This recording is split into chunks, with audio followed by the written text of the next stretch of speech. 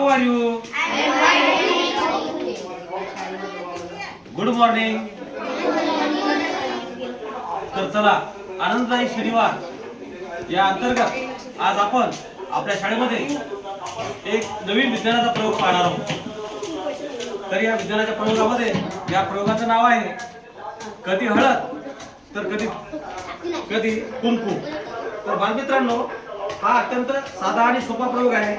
यासाठी लागणारे जे साहित्य आहे, काचेचा ग्लास आहे, त्यानंतर लिंबू आहे आपल्याकडे उपलब्ध, चुना आहे आणि हळद आहे, पाणी सुद्धा आपल्याकडे उपलब्ध आहे. एवढं साहित्य या प्रयोगासाठी लागणार आहे. तर आपण सर्वप्रथम काय करूया की थोडं आपण पाणी या ग्लास मध्ये घेऊया.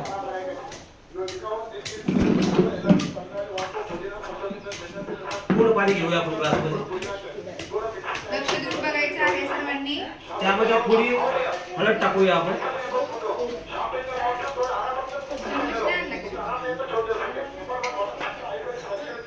थोडी आपण हळद याच्यामध्ये टाकलेली आहे. आता मी याला स्टीर करतो, ढवळतो याला. कसा रंग तयार झाला बरं? पिवळा रंग तयार झालेला आहे. म्हणजे हळद जर आपण पाण्यामध्ये टाकली तर ती पिवळा रंग देते. हळदीला पिवळा रंग का आहे? कारण काय कारण आहे बरं? कारण हळदीमध्ये कर्क्युमिन नावाचा एक रासायनिक पदार्थ, कर्क्युमिन, आणि त्यामुळे हळदीला पिवळा रंग आहे. आणि हा रंग नैसर्गिक आहे, कृत्रिम आहे का? नाही, नैसर्गिकरित्या त्याच्यामध्ये कर्क्युमिन आहे. तर आता आपण काय करूया की आता याला आपल्याला पिवळा रंग प्राप्त झालेला आहे. आता आपण यामध्ये थोडा चुना टाकूया. चुना सर्वांना माहित आहे, कॅल्शियम कार्बोनेट.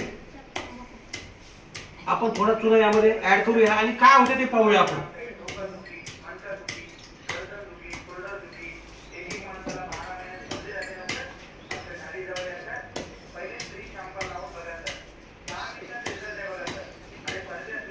पहा, थोडा थोडा रंग बदलतो का रे या द्रावणाचा?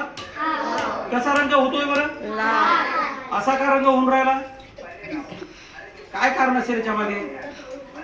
पहा बरं, पिवळा असलेला रंग आता लाल व्हायला लागलेला आहे. याचं कारण काय? तर यामध्ये असणारा जो कर्क्युमिन आहे, कर्क्युमिन हा एक नॅचरल इंडिकेटर आहे, म्हणजे नैसर्गिक दर्शक आहे. त्याचं काय काम आहे? तर तो आम्ल आहे का आम्लरी आहे हे दाखवण्याचं काम करतो. म्हणजे ऍसिड आहे का बेस आहे दाखवण्याचं काम करतो. आता यामध्ये आपण चुना टाकला, चुना आहे काय बेस आहे किंवा अल्कली युक्त आहे. त्यामुळे चुना टाकल्यानंतर चुन्याला त्याने दाखवण्याचा प्रयत्न केलाय की हा अल्कली आहे म्हणून. त्यासाठी आपण यामध्ये टाकल्याबरोबर त्याने त्याचा रंग दाखवलेला आहे, कारण नैसर्गिक दर्शक आहे, नैसर्गिक दर्शक आहे. आता आपण काय करूया, यामध्ये चुना टाकला, आता यामध्ये आपण थोडं लिंबू टाकून पाहूया काय होते ते. कारण आता याच्यामध्ये या द्रावणामध्ये आपण चुना टाकला तर लाल रंग प्राप्त झालेला आहे. कशामुळे? कारण चुना हे अल्कलाइन आहे किंवा बेस आहे, त्यामुळे अशा प्रकारचा रंग आलेला आहे. आता आपण यामध्ये थोडं लिंबू टाकूया आपण यामध्ये.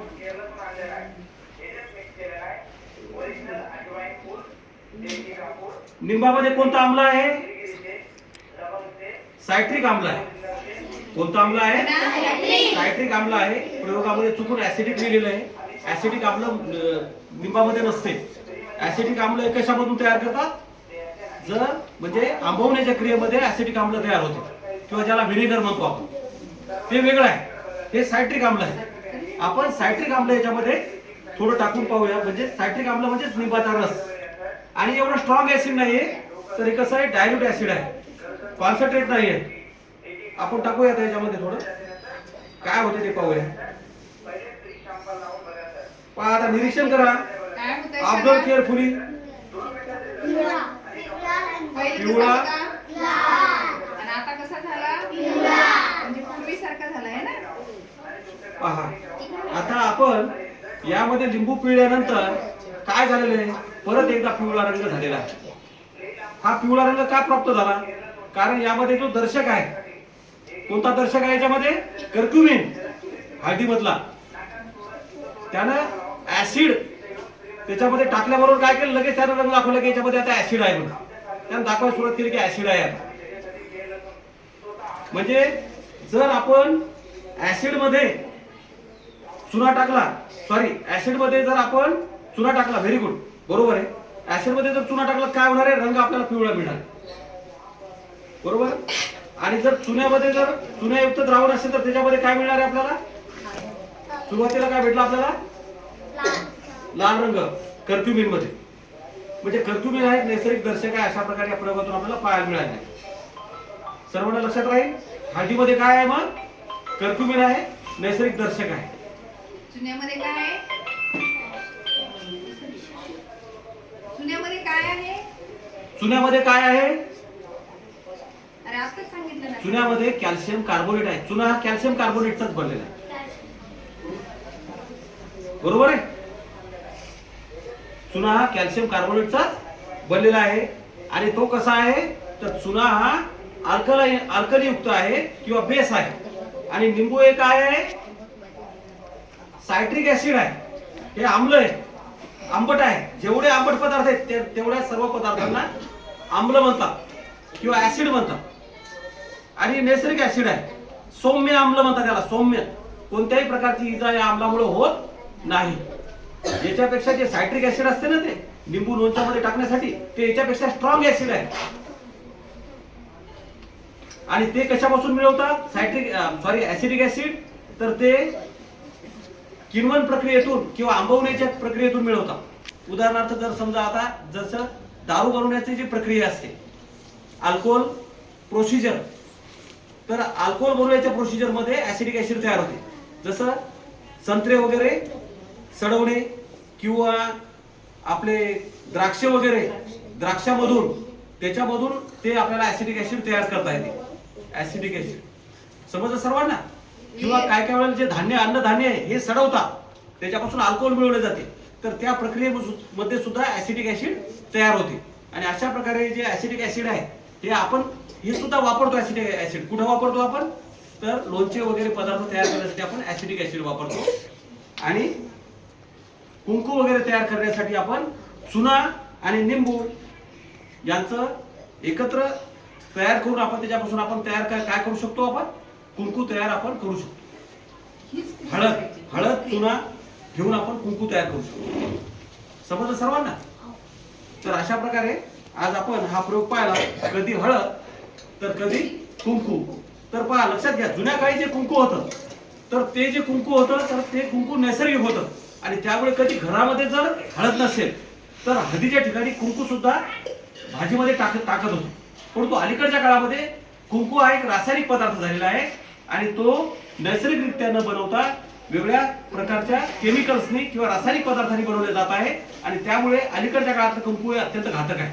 जुनं कुंकू लावलं तर त्याचा असा विशिष्ट प्रकारचा डाग आपल्या कपाळावर पडत नव्हता. परंतु अलीकडच्या काळामधलं जे कुंकू आहे तो एक रंग आहे आणि त्यामुळे त्याचा डाग आपल्या कपाळावर 2 दिवस तरी निघत नाही. समजलं तुम्हाला? म्हणजे आताचं कुंकू हे अत्यंत घातक आहे. ते आपण भाजीमध्ये किंवा खाण्यासाठी वापरायचं नाही आहे, तो खाद्यपदार्थ नाही आहे. समजलं सर्वांना? म्हणून कुंकू हे कधीही आपण आपल्या आहारामध्ये जाऊ द्यायचं नाही. तर आता आपण आजचा प्रयोग इथे पाहिलेला आहे. सर्वांना समजलेलं आहे का? सर्वांना पाहणार का घरी करून? आता जर तुम्हाला एक सोपी गोष्ट सांगतो, तुम्हाला आम्ल आहे का आम्लारी आहे कसं शोधायचं? तर तुमच्याकडे हळद आहे, तुम्ही काय करणार? चुना घेणार, त्याच्यात हळद मिसळणार, लाल रंग झाला, तुम्ही काय समजणार की याच्यामध्ये काय आहे? तर तुम्हाला समजणार की याच्यामध्ये बेस आहे. लगेच तुम्ही काय करणार? लिंबू घेणार आणि लिंबामध्ये काय मिसळणार? हळद मिसळणार. तुम्हाला त्यामध्ये काय अभिक्रिया होते त्यानुसार तुम्ही ठरवणार की आता कोणता रंग प्राप्त झाला आहे. हळदीवर काही परिणाम होत नाही ऍसिडचा. हळद ही कशी राहते? पिवळीच राहते. म्हणजे आम्ल जर असेल तर हळद जर आम्लामध्ये टाकली तर हळदीवर काही परिणाम होत नाही. पण ते जर बेस असेल, आता बेस कोणकोणते अजून तुम्हाला जर घरी गेल्यानंतर पाहण्यासाठी, तर तुम्ही जर साबण घेतलं, साबणाबरोबर जर हळदीची क्रिया केली तर लाल होणार. तुम्ही जर आपला जो सर्फ आहे घरी, सोडा आहे आपल्या घरी, धुण्याचा सोडा, त्यामध्ये हळद टाकली तरी सुद्धा लाल होणार. तुम्हाला लक्षात यायला का? किंवा तुमचा खाण्याचा सोडा जरी घेतला तरी काय होणार? लाल होणार. तुमच्या कपड्यावर हळद. जेवताना जर तुम्ही जेवताना जर वरण पडलेलं असेल, त्याचा जर डाग आपल्याला पिवळा दिसतोय ना, मग तुम्ही काय करता, अरे हा डाग पडला, मग त्याच्यावर तुम्ही साबण लावता. साबण लावले की तो हळदीचा डाग कसा होतो? लाल होतो. म्हणता अरे हे पिवळं काढायला गेलो आणि साबण लावलो आणि हे काय झालं? लाल झालं. तो डाग निघतो का? लवकर निघत नाही. मग त्यासाठी काय करायला पाहिजे? सरांनी आता दाखवल्याप्रमाणे लिंबू त्याच्यावरती घासायला पाहिजे.